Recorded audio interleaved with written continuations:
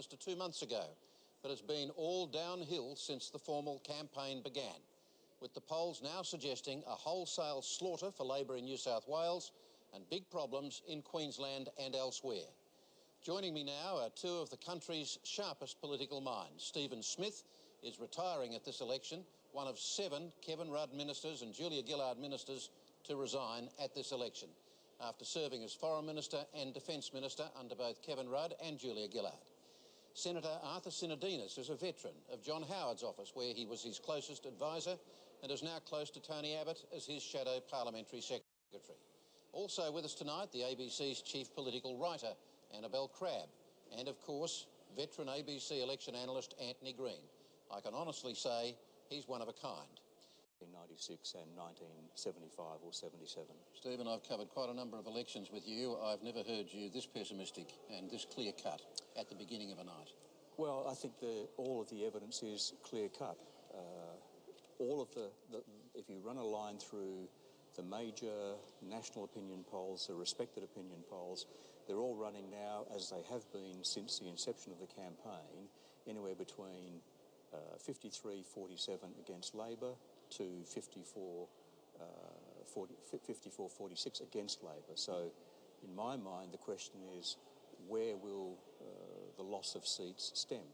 This will, despite our difficult circumstances, will still be effective. We'll see the defeat of a Labor government and the need for Labor to start again with its next generation. Arthur Sinodinos, when Labor did bite the bullet and replace Julia Gillard with Kevin Rudd, how genuinely concerned were senior Liberals inside the system? Whatever you were saying publicly, how concerned were you privately? I think people were concerned because it was clear under Julia that people had stopped listening, and you could imagine political hardheads saying, well, we've got to do something about it, even though they were conscious of the issue of repeating 2010.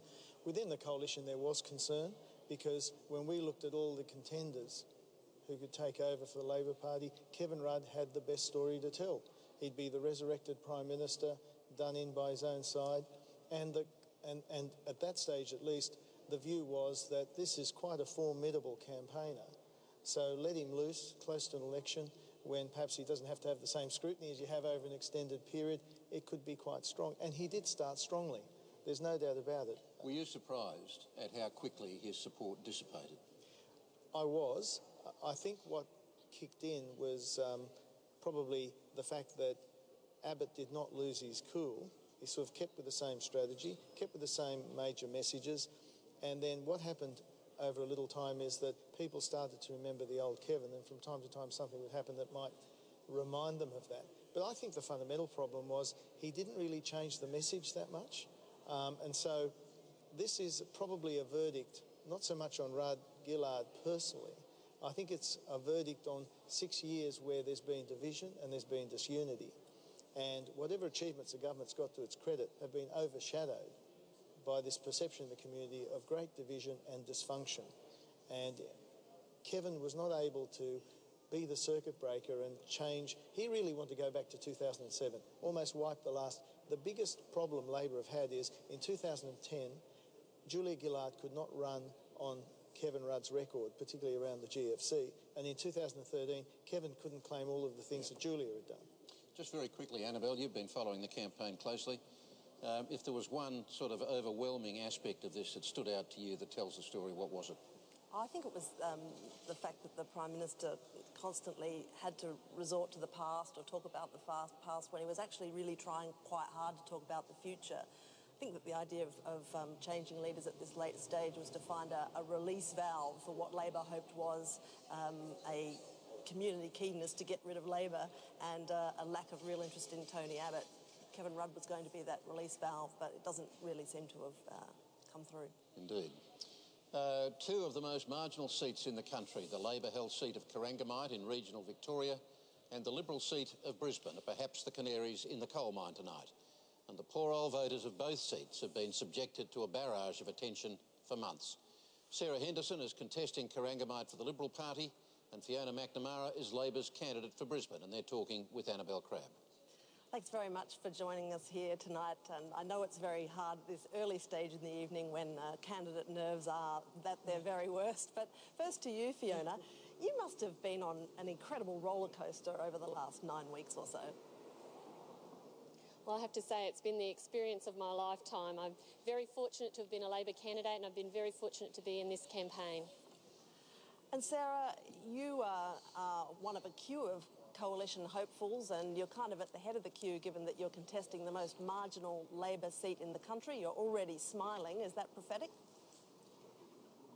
Well, we've had a great day. I think we've run a very solid grassroots campaign, Annabelle. We missed out very narrowly in 2010, and everything is crossed that we can get over the line tonight. Fiona, there's so much going on in Queensland. I mean, it's a very key state. You've got a very visible and relevant state government. You've got most of the colourful candidates. And, of course, you've got a Prime Minister that's only 9 weeks old back in the job. Of all that fuzz of noise, what's actually cutting through? What are people really talking about in Brisbane?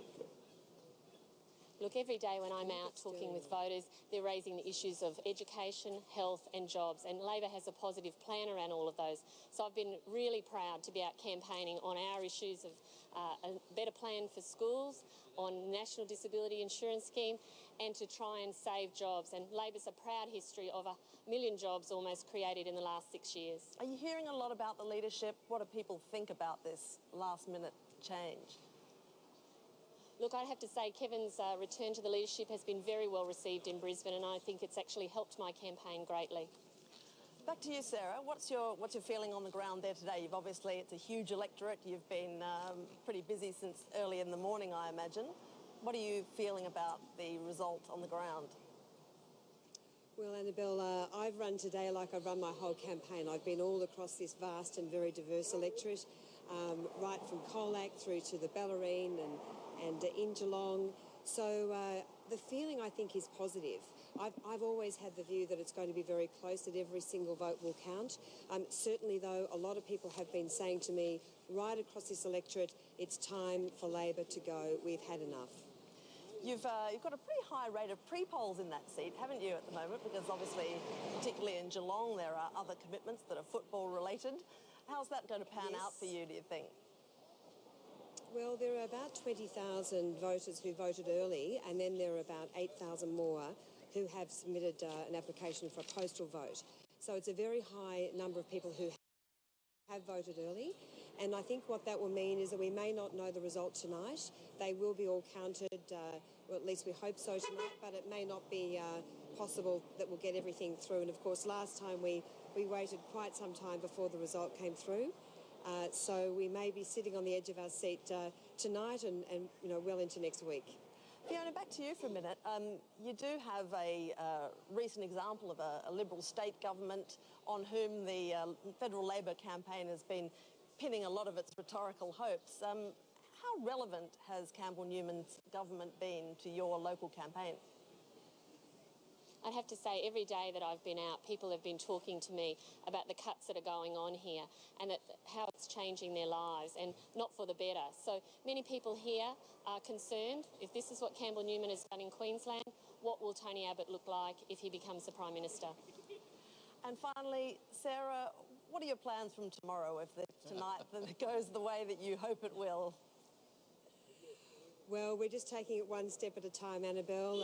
You know, of course, the count is just that there's some excitement, as you can hear, in Bowen Heads. Are you seriously still arguing that you think you're a possible 50-50 not to win this seat?